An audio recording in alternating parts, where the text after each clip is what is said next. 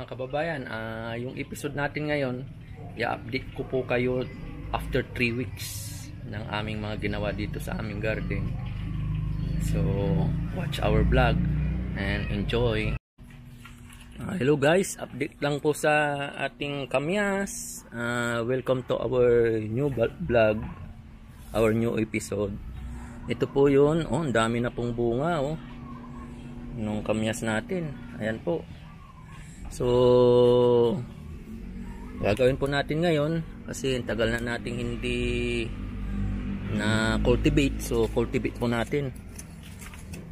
Ayan, ang dami na pong nahulog. Dati po, kung mapapansin nyo, nung last na punta po natin dito, yung last na bakasyon natin, halos bulaklak pa lang to. So, 3 weeks. That is 3 weeks. 3 weeks po yun. So, tignan nyo naman, sa 3 weeks from bulaklak to ganitong bunga, ayan po. So, ang ganda talagang mag-alaga ng ganito sa container. Actually, kinuhanan na namin to para pang sigang. Nagsigang kami ng tilapia. So, yan. Ganyan po. So, ito pong mga nahulog dito, itong mga nahulog na, siyempre mabubulok na yan. Lagay na natin sa ilalim yan. So, kasama na sana. Mamaya, didiligan po natin yan. So, sa ngayon parang kahit nasa container yan, cultivate pa rin natin para maganda yung pasok ng tubig. Ano po? Yan po. Cultivate natin yan. Ganyan po. So, ginagamit ko parang rake. So, pwede rin yung yung iba. Basta matusok-tusok lang yung lupa dyan. So, yan po. So, ito po yung update ng ating piyas. Ano po. So, ito naman po yung tinanim natin na malunggay 3 weeks ago. Puro 3 weeks ago po yung natin ngayon dahil kararating ko lang po. 3 weeks po akong nasa trabaho sa Manila. So, ayan. Actually, i-cultivate lang natin yan. Ito na yung pang-cultivate ko eh. Ito yung bagong tanim natin 3 weeks ago. Yan yun, tignan nyo. May na. May dahon na. Ito ganyang kabilis. Kasi pag umulan-ulan, mas mabilis kasi ang mga halaman pag umuulan-ulan. Kung tag-araw naman, kailangan diligan mo talaga. So yan po, cultivate po natin. Ayan. Yan, may nahulog na Kami ahalo ko na dyan. Fertilizer natin yan. Ayan po. So ganyan po. Ito rin po yung natin, yung isang alaga natin, yung duhat. Duhat po ito. So cultivation. Ayan. Cultivation. Ayan. Yan po. Cultivation po yan. Maganda yan para mahalo-halo yung lupa. So ito po yung dito sa container ko na to. So may po to, talong. So ayan po yung update ng talong. 3 weeks ago. Kung mapapansin nyo yung mga last episodes ko, ang late pa niyan ngayon. Dami ng bunga. Ayan So ganyan po. Ito po yung nilagyan natin ng gamot para maalis yung mga langgam. So ayan po. So konti lang po yung langgam niya. So natural lang na may mga langgam sa mga halaman. Pero so ayan, cultivate po natin. Ayan, cultivate lang tayo. So ayan po, ito naman po yung tinanim nating bagong tanim na bayabas, guava. So cultivate lang natin. Ang ganda ng lupa yung nilagay natin dito eh. So yan po. Cultivate lang po. So yan po. Cultivate. So tingnan nyo. Ang daming nagsanga-sanga na po. Ayan po. Nagsanga-sanga na po siya. Dati isang straight lang yan. 3 weeks ago. Ngayon ang daming sanga Mga 5 na po, 5. 1, 2, 3, 4, 5. Mga 5 sanga na po yan. So cultivate lang po para cultivate lang po natin. Yan po. So ayan po. Yan po, ito naman po yung natin, yung Chico. Ayan laki-laki na Tingnan niyo po. Ayan, yung container niya. Ayan. Anyan po. Ang laki na po. So yan, natin. Cultivate. may mga ano, pinapalagay ko kasi ito sa mga anak ko, yung mga ano ng shell ng itlog. Yan, para medyo malo siya, kaya dapat i-cultivate din na, i-cultivate natin talaga. Ito ko paalagaan tong mga halaman natin. Yan, may ano, yan po. Yun. So yan po yung chiko natin. So yung mga seedlings po hindi ko pa na ano, pero ganyan na, nandito na po sila, malalaki na po sila, mga duhat po yan, no? Ayan po.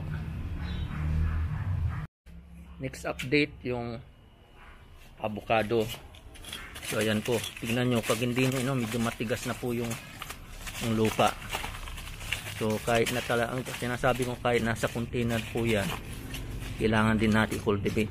So ito po yung ano, yung kasama ng avocado, isang talong. So ang saya-saya ko, may bunga na po. Ayan po, may bunga na po. Ganda, sarap ng pakiramdam pag namumunga yung mga halaman mo. So ayan po, mayroon po isang egg dito. Ayan po, ibaon natin. Ayan o, bulok na po yan. Kaya yan o, magsisilbi pong ano yan, fertilizer nung ano, hindi may amoy po kasi bulok na pong egg yun. Kaya dito ko na inano, pag diniligan mo yan, kakalat yan yung nutrients ng egg.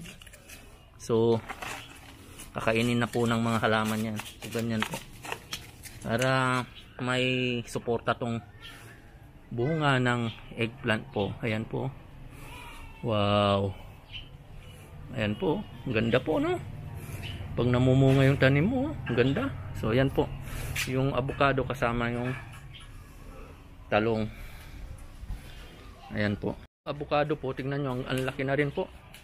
Tayo na lang nating mamunga to. Pag namunga to, subaybayan nyo lang tong episode natin, para pag namunga to, ang sarap tignan po pag namumunga yung mga halaman nyo po. So ayan po, ito na rin po yung update ng mulberry natin, no? Pag napansin nyo, last 3 weeks ko po ito tinanim yung ano, yung trunks nya. Ayan po, may dahon na po. Ayan po, ayan po, mulberry po yan. So actually sa walong trunks na tinanim natin, may isang hindi sinuwerte. I think this hindi na to magtutuloy. At saka may isang medyo alanganin. Ito po yan.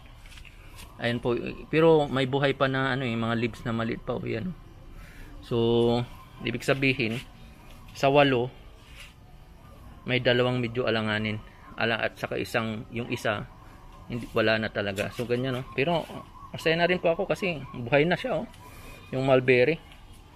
Ayan po, oh, ganda. Palalakin na lang natin yan. Ngayon, ito pong arrangement natin, babaguhin po natin yan. So watch our episode kung paano natin baguhin yan. Kasi pwede ko na po silang ilagay sa medyo maaraw. Sinadya ko po itong ilagay sa lilim kasi yun po yung instruction na nabasa ko. So nasa lilim yan habang parang habang bubuhayin mo pa sila. So ganyan po. So ayan, ito po yung update ng mulberry natin. Ayan po, sa 8 2 po yung alanganin. So yun po ang range ng yung pagtatanim ko po ng mulberry. Dito naman po tayo doon sa talong na tinanim natin. So ito na po yan, no? Lalaki na po. Ayan po, ayan, malalaki na after 3 weeks. So ganyan na po kalalaki yung talong, oh. Ayan po, ayan, oh, lalaki na ng dahon, no? Ayan, ayan, oh, ang laki na ng dahon, oh. Kasing lapad na ng kamay ko. Ayan po, ganyan na, after 3 weeks yan, ha. So ganyan na po, after 3 weeks. Ayan po, ayan po yung update ng talong natin. Naman po yung sili, tignan nyo, medyo hindi siya masyadong lumaki after 3 weeks, pero okay na rin po, buhay po siya. Ayan po, medyo i-cultivate natin para marami din. So ayan po, itong medyo sili, itong sili rin, ito malaki ito. Mukhang nahuli yata. Ito yung sa 3 weeks eh. Itong dalawang to, ito. Ito medyo sinunod lang ng misis ko yan. Kumbaga, after several days. Pero ito po yung 3 days talaga. Ngayon, ito yung problema na sa mga na-encounter ko. Yung parang gumaganyan yung dahon niya, oh.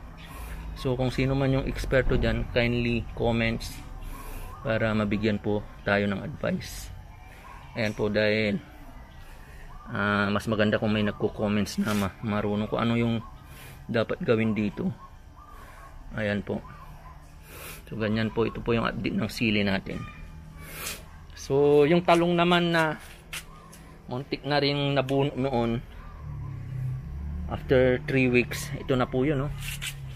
Ayan, oh. Medyo buhay na siya, mabubuhay na to. Tignan mo, actually may parang flower na siya, oh. Pero maliit pa siya. Pero maliit pa, oh. Ayan. So mabubuhay na to, panigurado. So ito po yung update nung yung muntik nang nabuno, yung nabunot. Tapos ni-replant ko dito. Tapos may maraming mga tinadtad na balat ng saging, hinalo ko dito sa lupa. So ito po yun. So good pa rin yung yung ganung system. So bungkalin natin para medyo sumingaw yung init ng lupa. Yan. So gumanda rin yung bungkalin natin. Yan po yung update ng talong na muntik nang nabunot. Dito naman po tayo sa yung lemongrass po natin. Ayan, dami ng damo. So alisin natin yung damo para kita natin yung lemongrass. So yan po. Yan po yung lemongrass natin, ha. Lumaki na rin po yung tinanim natin mga 1 month ago. So ayan po, ganyan po kalaki na. So natin ng amoy, sa amoy pa lang, oh, nawakan ko, amoy lemongrass talaga yung kamay. Lakas ng amoy, lemongrass.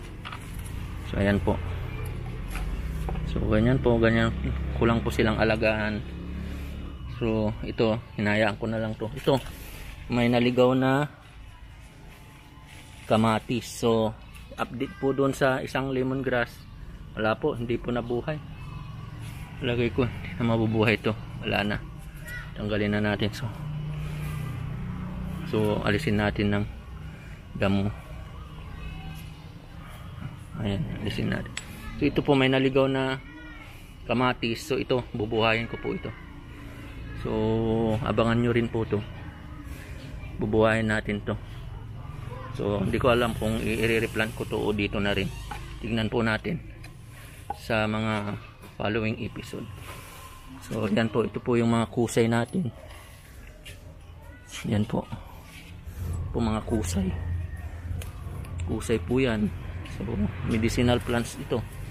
Yan po. So yan po yung mga tanim natin. So aling natin. So after po makultivate, diligan po natin. So ayan po, para masaya po yung halaman natin. Ayan po.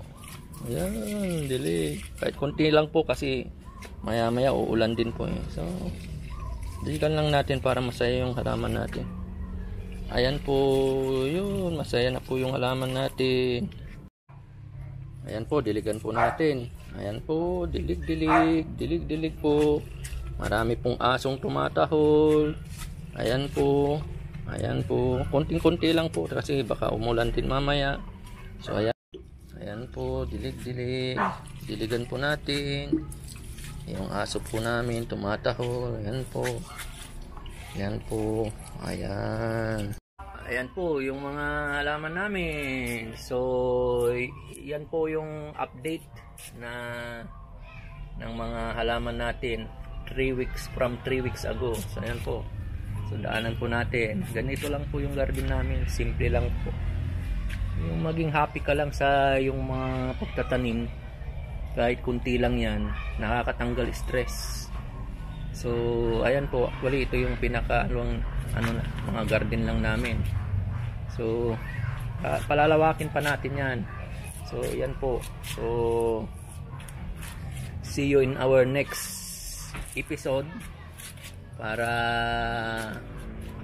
maganda po mapanood nyo ng sunod-sunod para makita nyo po yung development ng ating project, ng ating garden, our garden diaries. So ganyan po, simple living pero masaya. So yun po ang aming objective, yung pantanggal ng stress at maging happy farming. So salamat po. See you in our next episode.